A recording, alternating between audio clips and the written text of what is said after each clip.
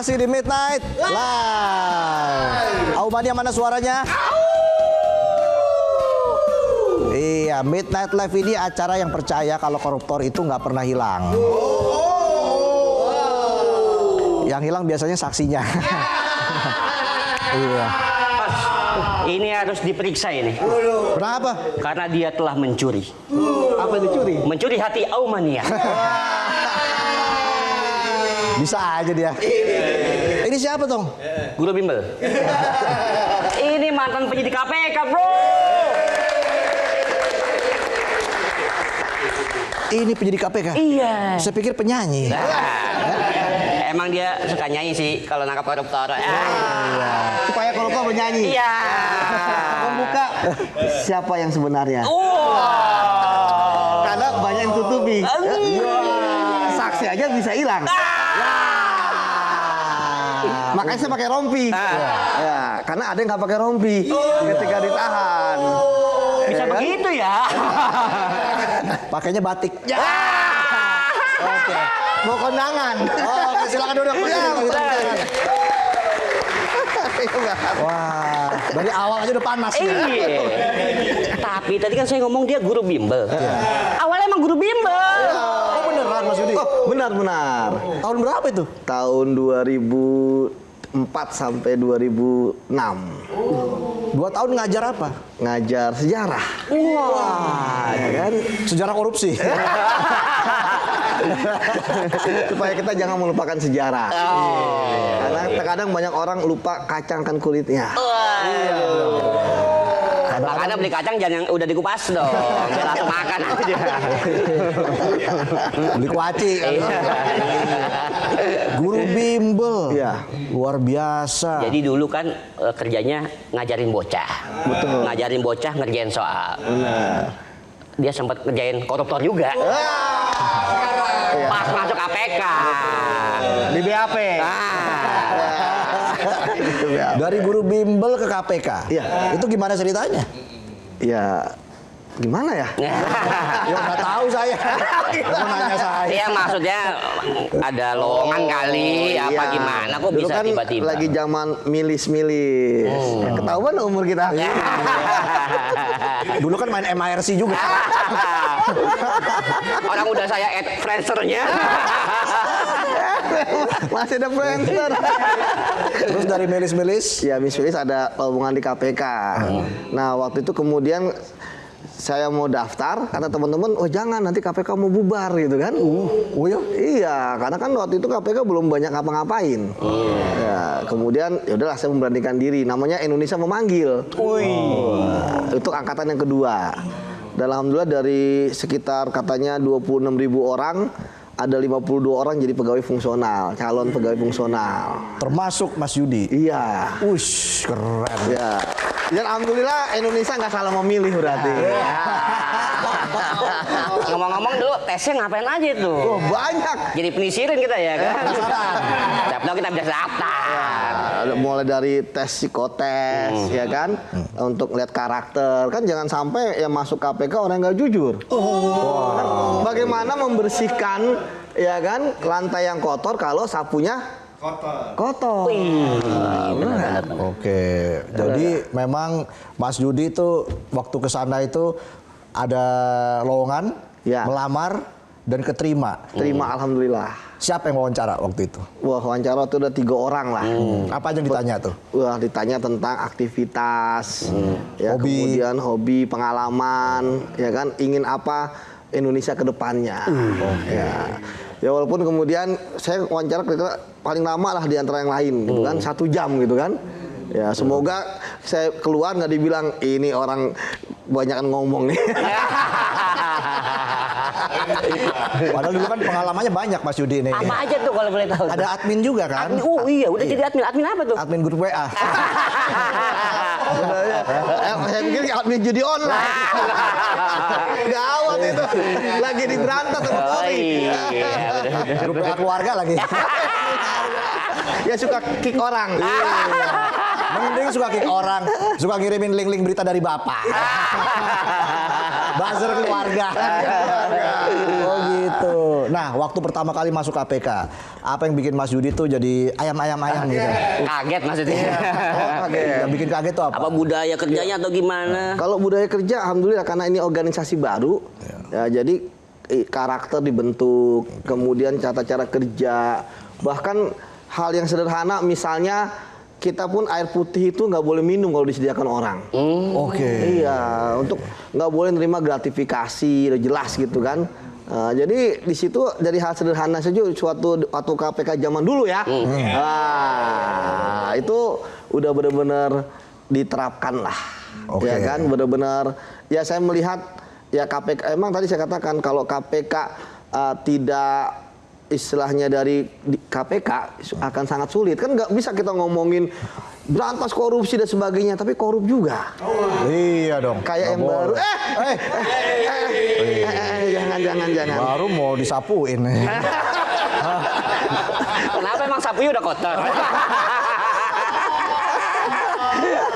Tadi menarik tuh, nggak boleh menerima air putih, Air putih doang, dari nggak siapapun. Betul. Terus kalau kita ke suatu tempat ya, kita udah kayak Jin Tomang, datang nggak dijemput, kayak jelangkung ya, pulang nggak diantar. Oke. Jadi sendiri kita nggak boleh nyusahin panitia, ya kan? Harus Senyap, kedap, ya kan? Nggak boleh woro-woro. Nanti kayak ini kondangan. Hari ini kami akan dulu pernah viral kan? Pengumuman akan penggeledahan. Susunan acara.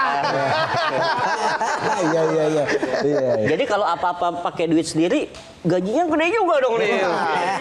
Ya pas lah. Oh, Pas mau beli ini ada. Pas mau beli itu ada. Ya kan? Ya, cukup lah. Cukup. Karena memang berantas korupsi juga butuh orang yang udah selesai dengan dirinya sendiri. Iya sih. Kan koruptor yang ketangkap itu kan bukan mereka karena kebutuhan, lebih banyak karena gaya hidup dan karena rakus. Saya nggak pernah menemukan seorang koruptor itu dia korup karena dia nggak bisa makan keluarganya, atau kemudian istrinya nggak punya duit buat belanja. Ya kan, orang kebanyakan istrinya flexing. Nah, hari ini di Singapura, ceklek, apa somet. Terus, makan siang di Jepang. Ya kan? Kemudian snorkeling di Australia, ya kan? Wah, enak betul. Padahal bisa murah ya. Bisa murah. Google Map aja. Atau kalau dia pakai AI. Jadi gitu, jadi mereka tuh rakus. Jadi seperti koruptor itu seperti orang yang minum air laut. Ya haus minum air laut kan kemudian tetap haus. Iya. Jadi ketika misalnya kita terkait dengan koruptor, kita menemukan mereka uangnya banyak sekali. Paling banyak berapa tuh? Yang Waktu zaman saya ya. Waktu zamannya Mas itu Yudi. kerugian negara aja pernah ada 2,2 triliun. Bus, uang semua tuh. Ada daun dikit. Dan hobi koruptor punya hobi numpuk uang. Nah, kalau Mas hobinya apa? Biasa tidur. Penonton punya hobi juga. Iya, numpuk kerjaan.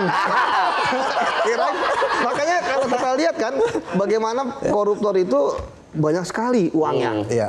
Iya kan? Cash lagi. Mungkin kita mati hidup bisa dapat berapa triliun tuh? Nah, berapa iya kali juga bisa? ya. Ya kan? Belum tentu juga. Lot itu baru ada emasnya 74 kilo. Oke. Nah, saya punya video nih. Ya, nanti Mas Yudi saya minta tanggapannya untuk video ini. Kita saksikan videonya berikut ini.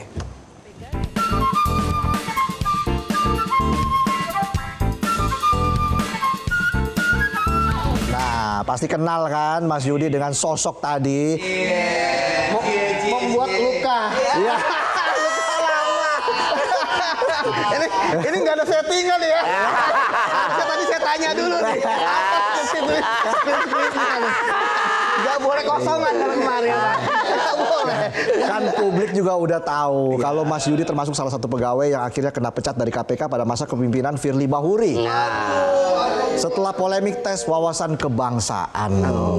Hingga kini Mas Yudi juga menyatakan tidak menyesal dan memilih tetap aktif di gerakan anti korupsi dari luar lembaga.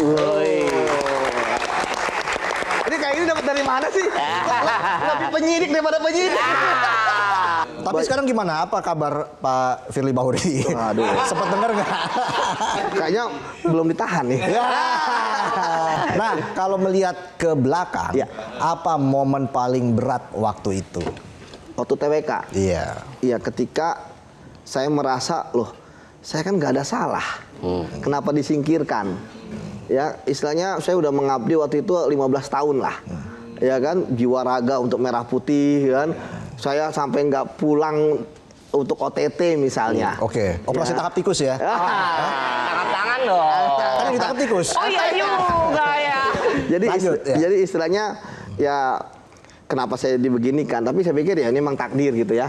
Kalau misalnya saya nggak berhenti dari KPK, nggak ketemu Mas Faisal di sini. Waktu momen itu segalau apa sih? Wah. Marah, sedih atau gimana? Bohong lah kalau nggak sedih. Iya. Kita kan manusia, karena kan kalau di KPK saya kan ketika menyidik profesional, siapapun menteri ya, ketua DPR, ketua lembaga negara. Jadi ketika kemudian kita keluar dari KPK kok sendirian gitu kan, agak bingung juga. Ini kita mau kemana habis dari KPK?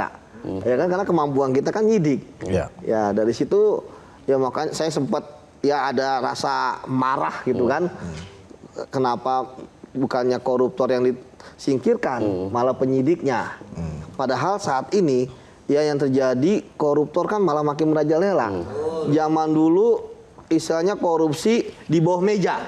Nah, kemudian di atas meja. Sekarang mejanya pun dikorupsi. Dulu orang korupsi kecil-kecilan, sekarang besar-besaran, sampai punya nolnya 12. Nah kalau Mas di rekening nolnya berapa? Minus. Ada bisa. Iya, minus. Nah, sekarang kan Mas Yudi melihat dari luar nih ya. Iya. Sudut pandangnya pasti lebih luas. Kita masuk ke kasus yang lagi ramai, kasus Febri Adriansyah. Nah, secara prinsip, kalau ada dugaan yang menyangkut pejabat penegak hukum, apa yang paling penting supaya publik itu tetap percaya pada prosesnya?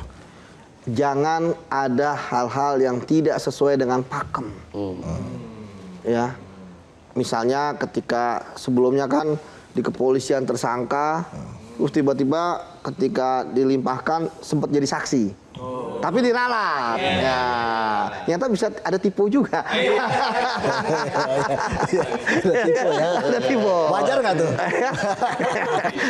Hal yang sudah jelas kok dipertanyakan. Aduh ya.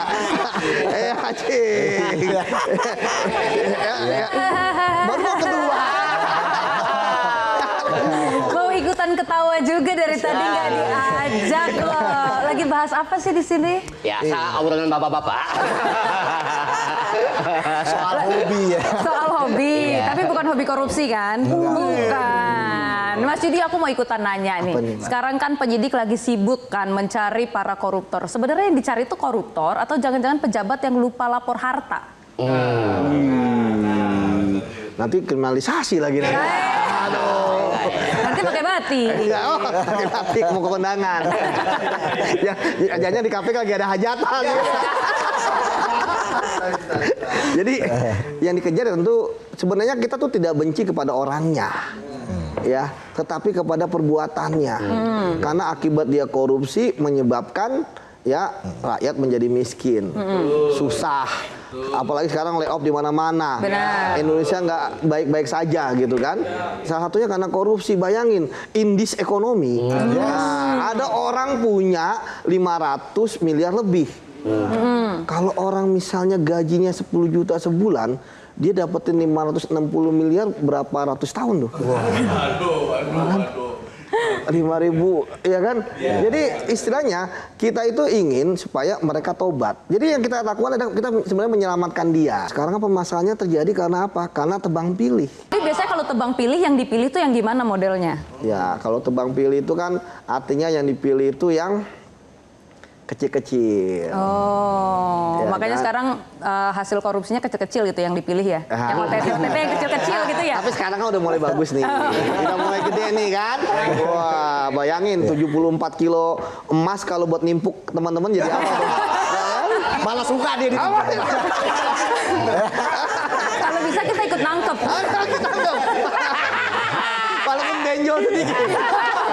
Nah, sebagai mantan penyidik, kalau Mas Yudi ada di posisi penyidik hari ini, apa prinsip yang harus dipegang supaya tidak terpengaruh tekanan dari manapun? Oh, kita prinsip kayak kacamata kuda. Nah, yang dicari adalah bukti, follow the evidence, follow the money. ya pakai prinsip makan bubur panas. Dari pinggir dulu, baru ke tengah. Gitu. Asal jangan sampai nanti jadi tim diaduk, ya kan? Nah, buburnya diaduk jadi nggak jelas nih. Yang ditangkap siapa? Ya kan? Takutnya masuk angin juga ya.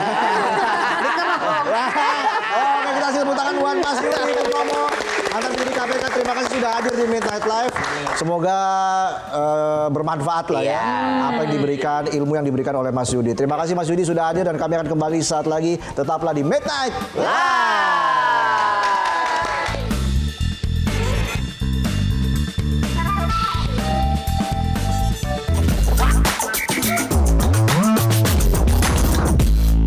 Jelajahi cara baru mendapatkan informasi. Download Metro TV Extend sekarang.